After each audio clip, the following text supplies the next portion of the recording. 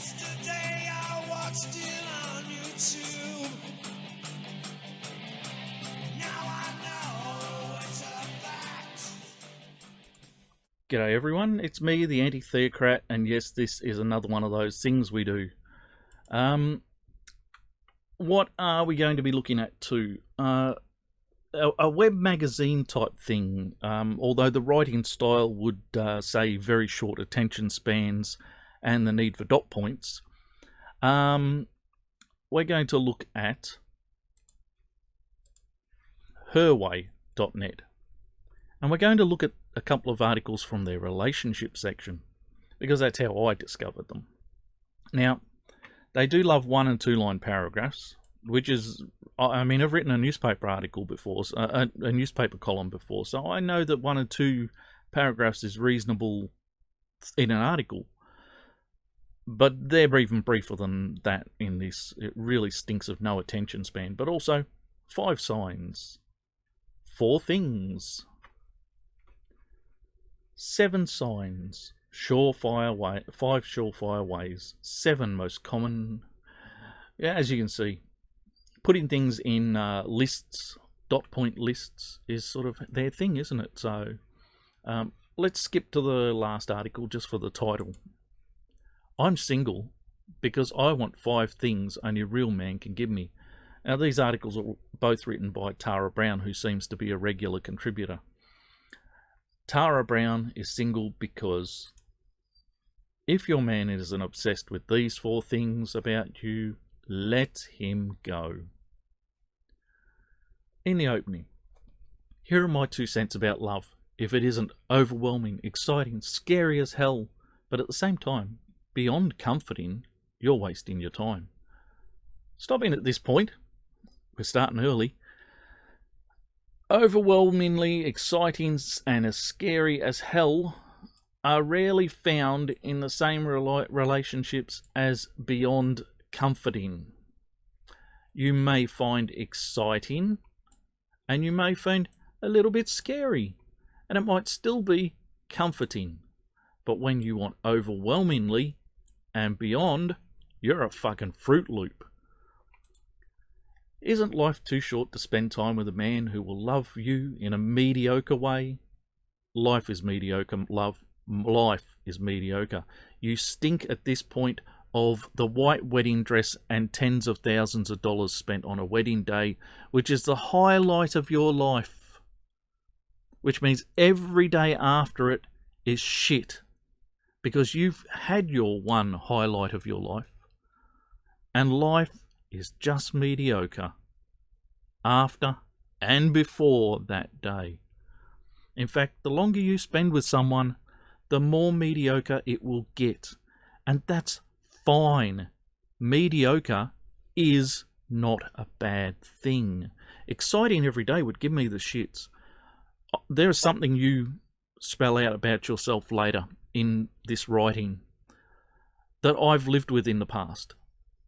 And it is exciting, scary, all the fucking time. And it does not make a good relationship.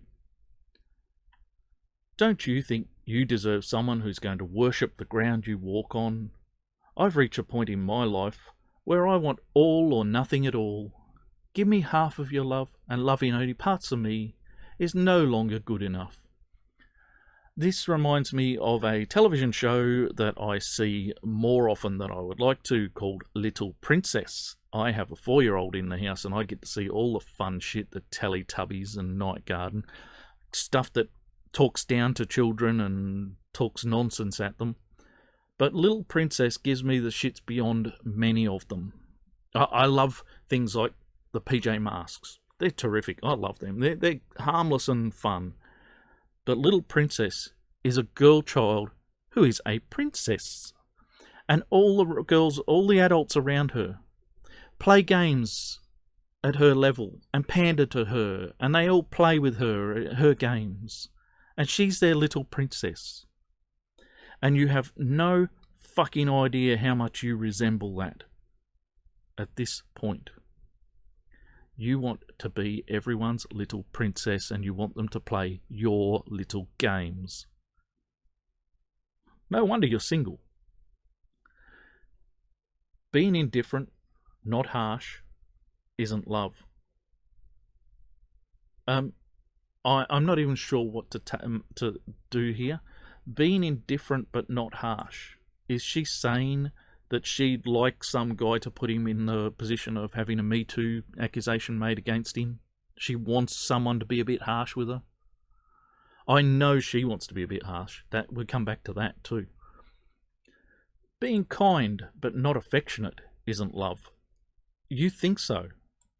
In a mediocre world, kindness to someone you love when they're doing something that is not necessarily interesting to you, maybe giving you the shits, but because you know they're vested in it, you are kind to them about it, right? And you'll bump into this one again too later. But kindness can be love. Affection is something that is fleeting in relationships. And that's not to say it goes away. It comes and goes. You expect that every fucking day, you're a moron. Nobody can keep up that amount of work. There is so much love that people simply don't forget. So much to love that people simply forget about it because they're too afraid of never being able to find it. No, you're an idiot. Really. Everyone in the world pretty much is in a position where if the right person came across them and offered them exactly what they'd like in life, even half of what they'd like in life, they would probably jump to it and take it and do their best with it. It's bitches like you who think that you have to be treated like princesses, and affection every fucking minute of every day. Your hard work.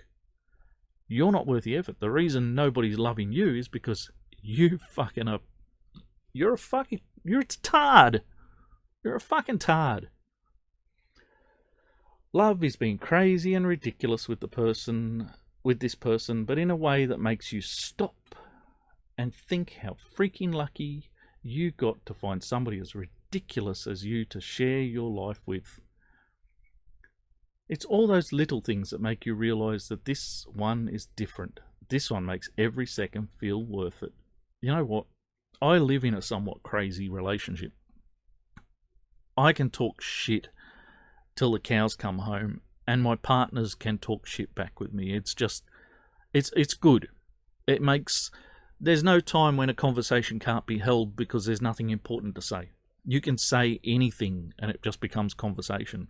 You can sit in front of the TV and just talk shit about things. You can sit in the car driving for miles and just talk shit. That's not what you're talking about though, is it? You want someone who's going to play this crazy, ridiculous game with you all the time. That's not just talking shit. That's you want someone who's going to be the child you are. Going to be the princesses, little adults who go around playing with all the toys. The admiral who stands in the pond all day. With him, he loves every single part of you. Well, he says he does. No guy loves every single part of any woman. Just trust me on that one. From your eyes, which he thinks are the most beautiful thing he's ever seen, to your freckles that he considers adorable as fuck. I'm not saying AF. Fuck you. From your quirky but lovable personality to your sudden outbursts of jealousy that you can't hide, but he knows they're just a sign of your unconditional love. Stopping again because this retard doesn't understand that this makes this conditional. 100 fucking % jealousy makes love conditional. You are only accepted by her while you don't trigger her jealousy. What it takes to trigger her jealousy may be insignificant. I have had a jealous partner. What it took to trigger her was fucking insignificant. I never cheated on her. I never would have. I adored that woman. I chased her for 3 years before I got hold of her. Quietly on the side, I waited my time. I knew that I wanted to date that woman. And her jealousy was fucking insanity. And it made our relationship based on the condition that anything I did didn't trigger her. Anything anyone else did that might get blamed, might get me accused, didn't trigger her. You stupid bitch. It's simply not worth being with someone who doesn't see you as the best damn thing he ever had the pleasure of sleeping next to. I know that you've written a few stories about your relationships, and I want to know how many men you've slept next to who didn't think you were the best thing and they moved on. Have you ever considered it's not them, it's you? Maybe it's this condition. Find yourself a guy who will look at you like a goddess and treat you like you're precious. That's the only type of love you deserve. Yes, little princess, you're a fucking retard. If your man isn't absolutely obsessed with these 4 phenomenal things about you, big assumption that they're phenomenal things about you, but let him go. That's it. It's as simple as that. If you don't meet the requirement that she's decided you need to meet, you're going to be ditched. Don't stop until you find a guy who will look at you every single day like he just won the lottery. The way you ramble on when you get passionate about something you love. We all have one thing that invokes a ramble machine inside of us whenever the topic is broached. You know, the one thing you're so excited and passionate about. I'm not going to bother with the examples. When you start talking about it, you just can't stop yourself from getting overly excited about it. It makes you happy, and the guy you're with should love this passionate and crazy side of yours with everything he's got. Seeing you be completely yourself, no matter how crazy at times, should be his favourite thing about you. Righto, this is different to this. This is you want him to be passionate about this thing with you. And what, you're going to have a good belt of the old jealousy if he doesn't, right? But this is seeing your craziness as his favourite thing about you. That's different. In any case, what you're essentially asking is that you've got to have a guy who has exactly the same interests as you, or if he doesn't, he will put up with your shit and absolutely pretend to adore it just for your sake. There's no leniency, no time at which he can say, look, I know it's your thing, but I'm just not that interested in it. How about we go out to dinner? You know, and celebrate it for you. Isn't that possible? Is that really not possible? A relationship can't work unless he's 100% committed to everything you're committed to. My relationships would have been fucked a long time ago if that was the case. Your emotional side that makes you teary-eyed every time you see a sad thing on the news. Sorry, I've been banned from watching television news for the better part of 30 years because the reporting of news, not so much the news itself. I'm not a soft cock in that way. I don't give a fuck what the news is reporting. People could drop dead all over the place. I wouldn't care. The news is what it is. I can't get upset about it. Someone who can like this, I'd fucking watch that bitch. I'd run for the hills. In fact, if there was a guy getting this upset about the news, I'd run for the hills. Some climate activist getting upset about something on the news, I'd fucking bolt. Seriously, bolt. But I've been banned from the TV news for about 30 years because I get angry at the reporting, the bias, the method, the words that are used in order to push a certain narrative. And my wife 30 years ago said, you're not fucking watching this shit anymore.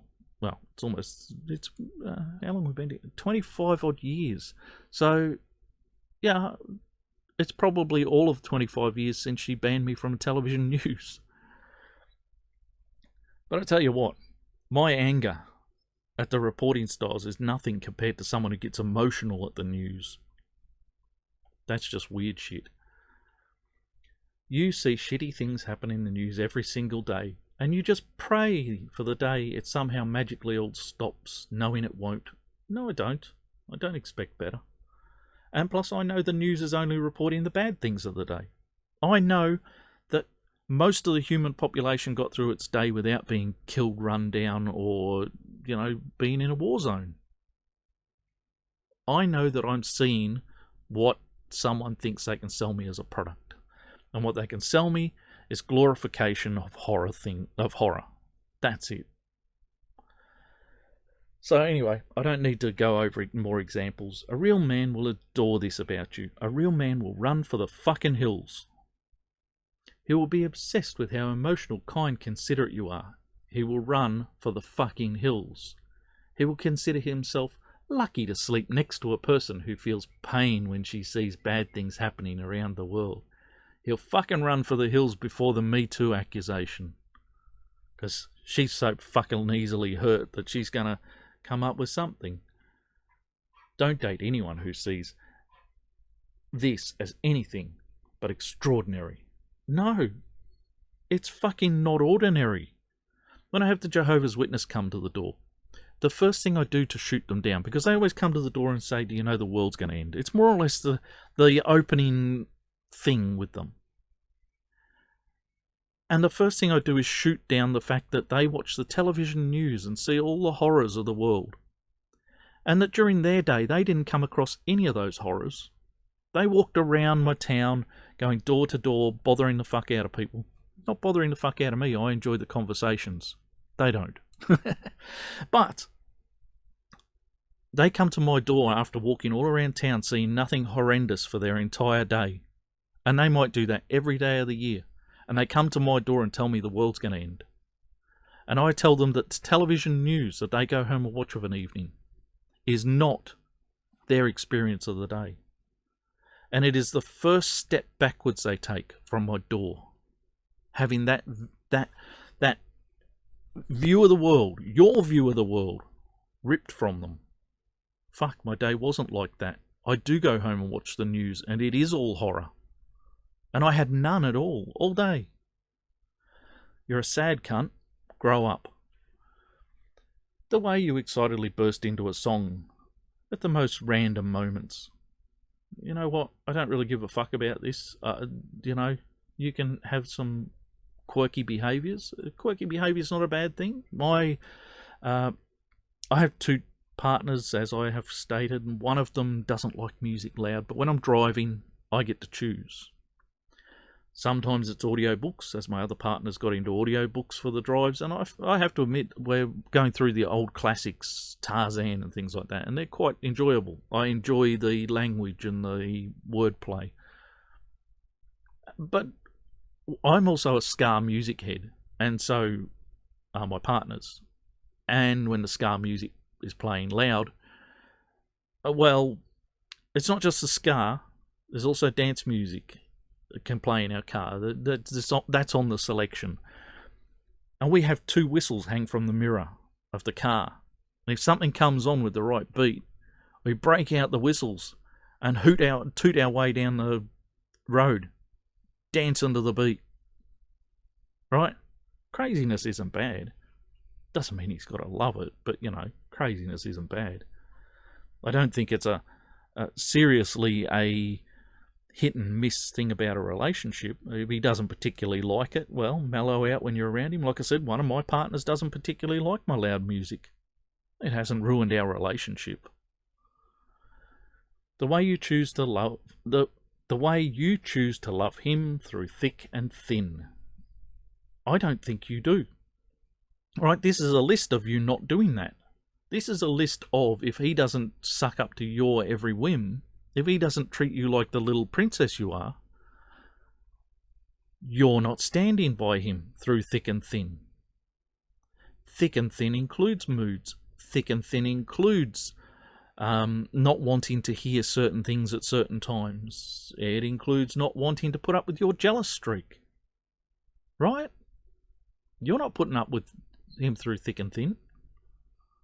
You're full of shit. I'm going to skip this one because I don't even see how you got to that one.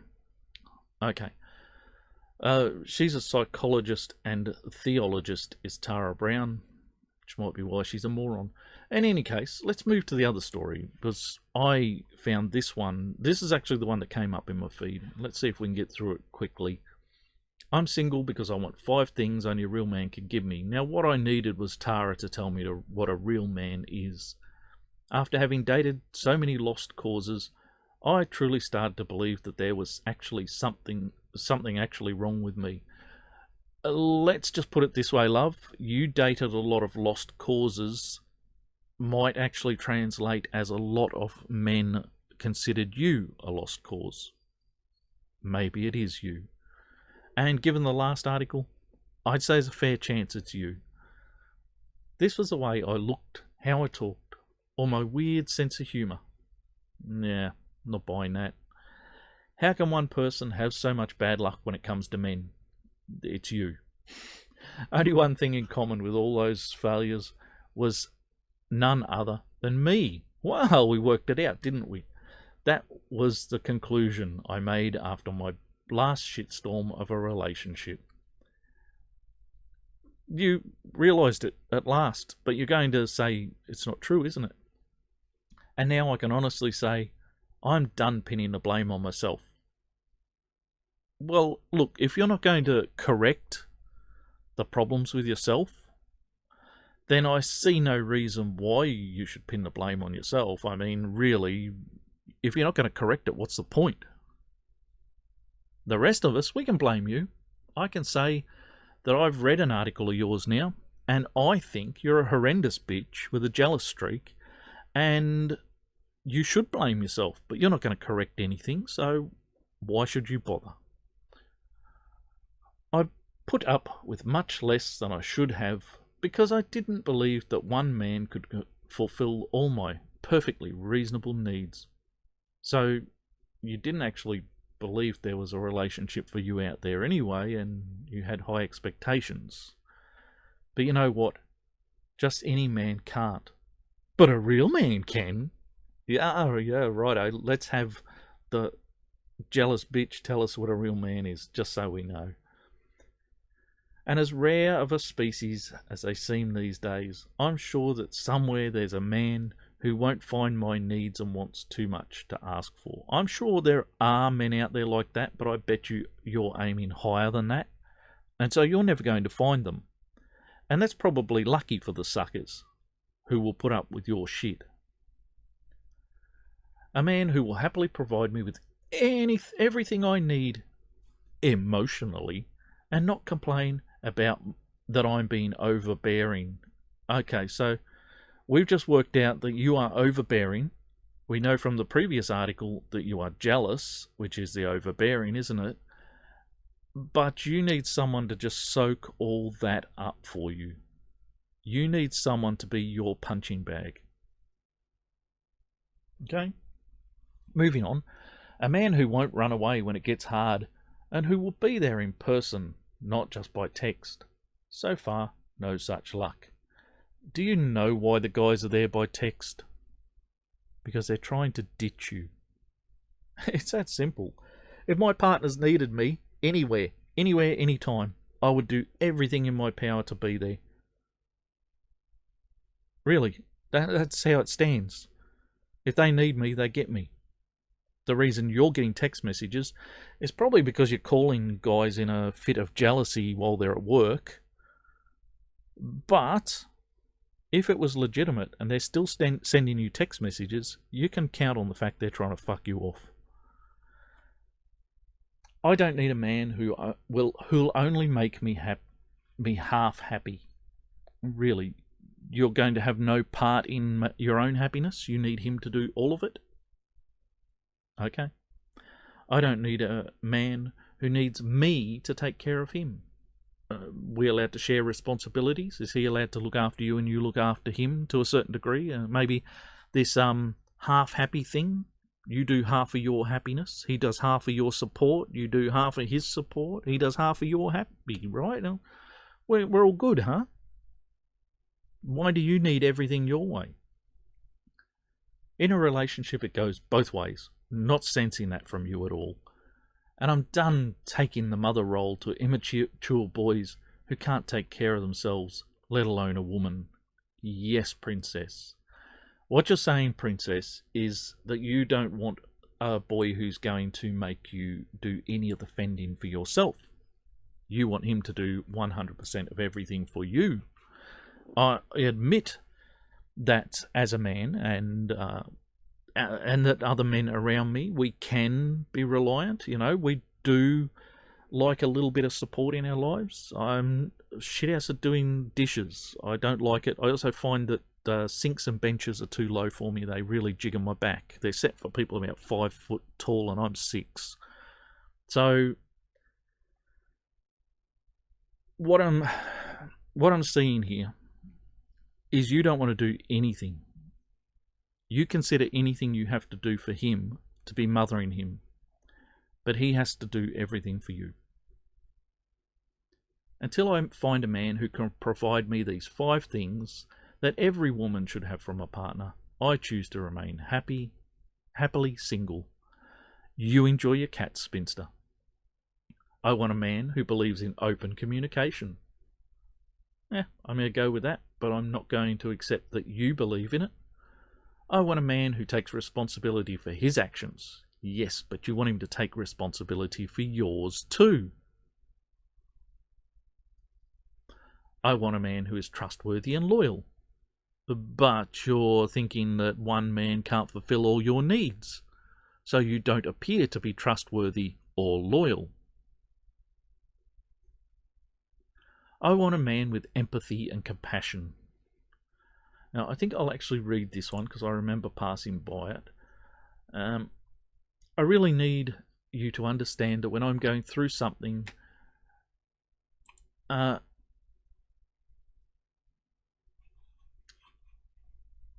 to be there for me. I need a man who can hold my hand even though I may seem like I don't want to. Hint, I always do. Yes, you always want to be attached. We got it. If something painful happens to me, I need you to be there every step of the way. Not because you feel you have to, but because you want to. What's wrong with feeling like you have to?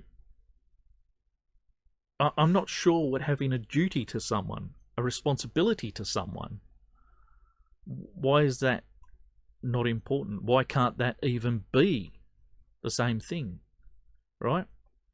Why can't you have a responsibility and want to do it?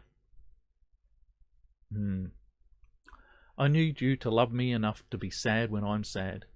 I don't mean this to come out the wrong way, but I think you know what I mean. No, I don't. All right? I've had many an occasion where my wife has been sad.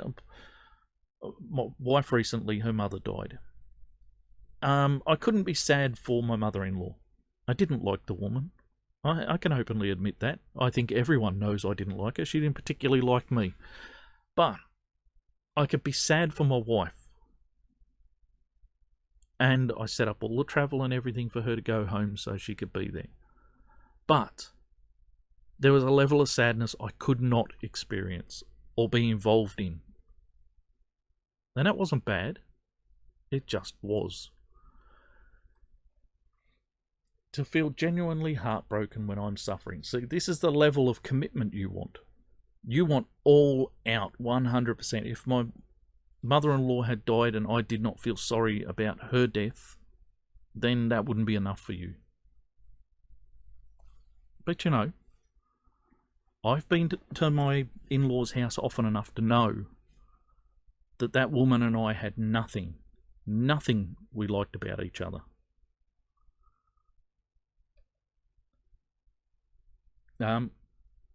So I want a man who is emotionally mature and supportive.